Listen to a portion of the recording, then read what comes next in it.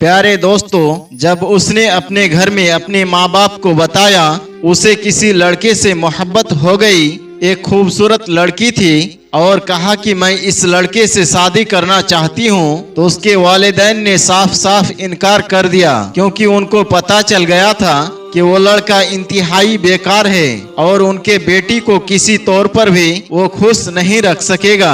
माँ बाप तो अपने बच्चों की हमेशा भलाई ही चाहते हैं। वालिदैन का इनकार सुनकर लड़की को बहुत अफसोस हुआ और फिर उनका फैसला जाकर उस लड़के को सुना दिया और कहा कि मेरे माँ बाप इस शादी पर राजी नहीं है। लड़के ने लड़की से कहा, मैं तुमसे बेहद मोहब्बत करता हूँ और तुम्हारे बगैर नहीं रह सकता हूँ। लड़के ने कहा, अगर हमारे माँ बाप नहीं मान रहे हैं तो हम भागकर शादी कर लेंगे। उसने लड़की से कहा कि तुम रात के 2 बजे कब्रिस्तान के पास मेरा इंतजार करना। ये सुनकर लड़की पहले तो घबराई, लेकिन फिर उसकी बात को मान गई। उस लड़के पर वो बहुत यकीन करती थी। चुनांचे रात के 2 बज गए। घर में तमाम लोग सो रहे थे।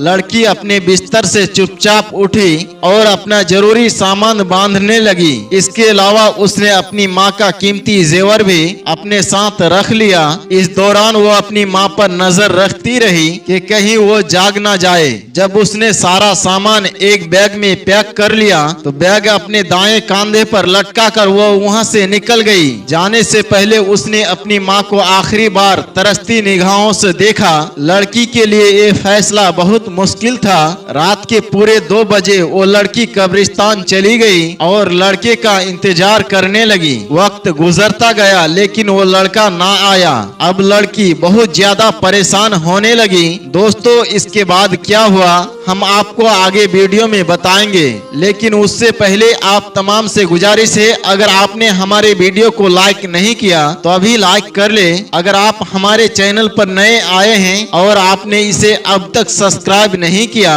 तो अभी सब्सक्राइब कर ले और आइंदा आने वाले ऐसे ही दिलचस्प वीडियोस की नोटिफिकेशन के लिए बेल आइकन को क्लिक करना ना भूले। दोस्तों, वो लड़की रात के 2 बजे कब्रिस्तान के पास पहुंच गई और लड़के का इंतजार करने लगी। वक्त गुजरता गया लेकिन वो लड़का ना आया। अब वो लड़की बहुत ज्यादा परेशान होने लगी। बैग में कीमती सामान था। रात हो रही थी। उसके दिल में अजीब अजीब ख्यालात आ रहे थे। अचानक उसे करीब से किसी की आवाज सुनाई दी। उसने पलट कर देखा तो उसके सामने 2 कब्रें धीरे धीरे खुल रही थी। लड़की डर के मारे एक दरख्त के पीछे जाकर छुप गई। उसने देखा उन दोनों कब्रों से 2 लाशें बाहर निकल रही है और जोर जोर से रो रही है। एक लाश ने दूसरी लाश से पूछा, तुम क्यों रो रही हो? तो पहली लाश ने बताया, मैं एक लड़के से शादी करना चाहती थी। उसका नाम अख्तर था। मैं बहुत अमीर घराने से ताल्लुक रखती थी और बहुत ज्यादा बद अखलाक भी थी।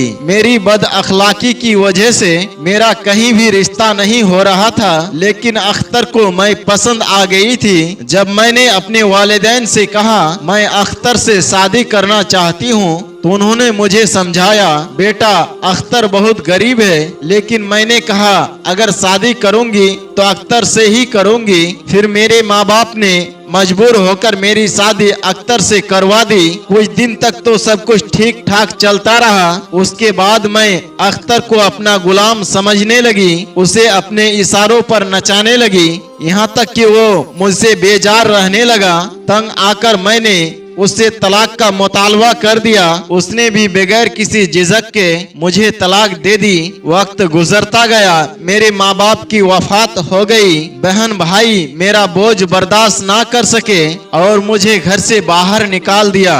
अब मेरा कोई ठिकाना ना था। मैंने फिर सोचा मुझे किसी पर बोझ नहीं बनना चाहिए, इसलिए खुदकुशी करने के इरादे से मैं रेल के पटरी पर आकर लेट गई और फिर ट्रेन ने मुझे कुचल डाला और जब से मैं ये अजाब काट रही हूँ। फिर उसने दूसरी लाश से पूछा, तुम बताओ तुम यहाँ क्या कर रही हो और तुम्हारी रोने की वजह क्या है? दूसरी लाश ने अपना किस्सा सुनाना शुरू किया। मैं भी एक अमीर माँ बाप की औलाद थी। मुझे एक लड़का पसंद आ गया था जिसका नाम शाहीन था। उस वक्त मेरे आंखों पर मोहब्बत की पट्टी बंधी हुई थी।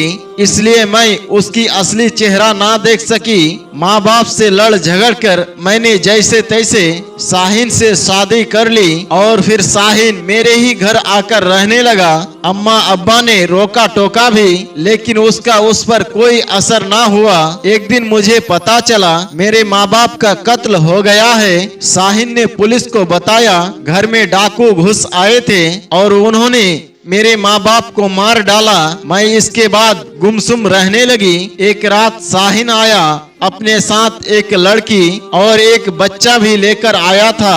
उसने मुझसे कहा ये मेरे बीबी बच्चे हैं और आज से ये यही रहेंगे। ये सुनते ही मेरे पैरों तले जमीन निकल गई। मुझे नहीं पता था कि शाहीन पहले से शादीशुदा है और फिर आए दिन हमारा झगड़ा शुरू हो गया। एक दिन झगड़े के दौरान गुस्से में शाहीन ने कहा मैं तुम्हारा भी एक दिन बिल्कुल उसी तरह से कत्ल कर दूंगा जैसे मैंने तुम्हारे माँ बाप का कत्ल किया था। ये सुनकर मेरे होश उड़ गए। मैं इंतकाम की आग में जलने लगी। मौका देखकर मैंने शाहीन और उसके बीबी बच्चों को कुल्हाड़ी से मार डाला और मैंने खुद भी खुदकुशी कर ली। बस उसी दिन से मैं यहाँ पर हूँ और मुझे इस अजाब में मुब्तला कर दिया गया है। दोनों लाशों ने फिर से रोना शुरू कर दिया और फिर एक एक करके अपने अपने कब्रों में वापस चली गई। दोनों लाशों की बातें सुनकर लड़की ने वहाँ से दौड़ लगा दी। उसे नहीं पता था वो कहाँ जा रही है। उसे बस इतना ही पता था, उसे बस अपना घर वापस जाना है।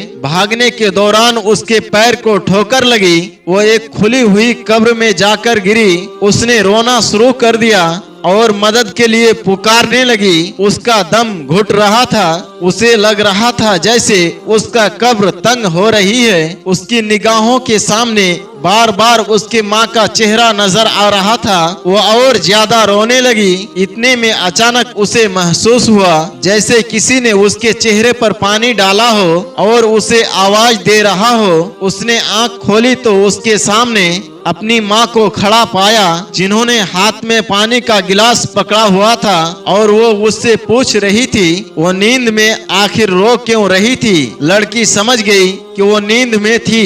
लड़की रोते हुए अपनी माँ से लिपट गई। उसकी माँ ने उसको अपने से अलग किया और नमाज पढ़ने के लिए कहा। दुआ में वो लड़की बहुत रोई और अल्लाह ताला का शुक्र अदा किया। अल्लाह रब्बुल इज्जत ने उसे एक बहुत बड़ी गुमराही से उसे बचा लिया। प्यारे दोस्तों, एक बात हमेशा याद रखें, माँ बाप अपनी औलाद का हमेशा भला ही चाहते हैं। हर माँ बाप अपनी औलाद को कामयाब देखना चाहती है। कभी कभी औलाद अपने माँ बाप के खिलाफ जाकर ऐसा कदम उठा लेते हैं जिसकी वजह से उसकी जिंदगियां तबाह व बर्बाद हो जाती है और वो अपने माँ बाप के दिल आजारी के साथ साथ अल्लाह और उसके रसूल सल्लल्लाहु अलैहि वसल्लम को भी नाराज कर बैठते हैं। हमें और आपको चाहिए अपनी माँ बाप की इताअत करें, उनकी फरमाबरदारी करें। अगर उनकी कही गई बात हमें अच्छी ना भी लगे तो भी उनकी बात को हमें मानना चाहिए। बस ये सोचकर इन्होंने हमें पैदा किया है, ये हमारे माँ बाप हैं और कोई माँ बाप अपने औलाद का दुश्मन नहीं होता है बल्कि उसका भला ही चाहता है। अल्लाह रब्बुल इज्जत हमारे नौजवानों को अक्ले सलीम अता करे, अपने माँ बाप की इताअत व फरमा बरदारी की, उनसे मोहब्बत की, उनकी खिदमत की तौफीक अता फरमाएं। आमीन या रब्बल आलमीन। दोस्तों, उम्मीद करते हैं कि आज की हमारी कहानी आपको जरूर पसंद आई होगी। आज की इस वीडियो के बारे में आपका क्या राय है, कमेंट बॉक्स में जाकर जरूर कमेंट करें। मिलते हैं एक नए वीडियो के साथ, तब तक के लिए हमें इजाजत दे। अस्सलाम वालेकुम व रहमतुल्लाह।